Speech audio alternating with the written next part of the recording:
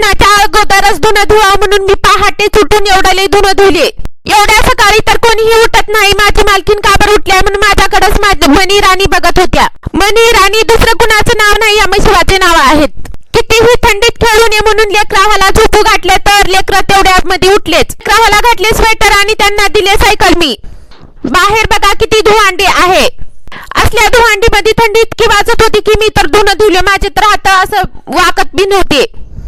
माझ्या लेकराला सायकल चालवता येत नाही, पण त्याला दुसऱ्याला कुणाला द्यायचं पण नसतंय सायकल. माझ्या आईचं दुकान सकाळीच उघडलं होतं. आम्हाला आलं शटरचा आवाज. मी दीदीचे पप्पा आणि छोटू दादा गेलो बघण्यासाठी. तर दुकानामध्ये आई आणि माझा भाऊ होता.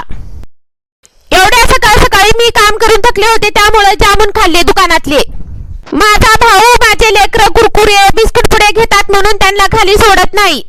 खाली सोडलं तर त्यांनी पैसे नाही ते फुकटच घेऊन जातात म्हणून. आणि माझ्याकडेच लक्ष राहते मी काय चोरून घेते का नाही म्हणून. माझ्या आईचं तर माझ्याकडे किती का लक्ष ठेवणार, पण मी त्यांना चकली मारून एक कॅडबरी घेतलेच. माझी चोरी कधीही लपत नाही. माझी आई बघतेलीच कॅडबरी खायचं बघ बाई म्हणून मी खाल्ली तिच्या पुढीच कॅडबरी.